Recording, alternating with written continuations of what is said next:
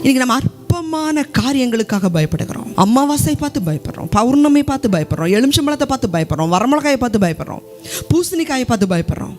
நீங்க எதற்காகிலும் பயப்பட வேண்டிய அவசியம் இல்லை. நீங்களும் நானும் ஆராதிக்கிற தேவன் சர்வ வல்லமை உள்ளவர். ஏதாவது ஒரு மனிதர்கள் பயமுறுத்தலாம், வேலை ஸ்தலத்துல பயங்கள் இருக்கலாம், என்னுடைய பிள்ளைகளுடைய எதிர்கால வாழ்க்கை குறித்து எனக்கு பயமா இருக்கு. தேவஜனமே, உபவாசம் பண்ணுங்க, ஜெபம் பண்ணுங்க.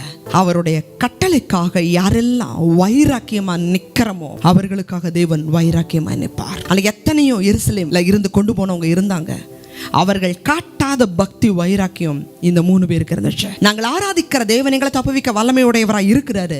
ஒருவேளை தப்புவிக்காம போனாலும் நாங்கள் ஆண்டவருடைய வார்த்தையை மீற மாட்டோம்.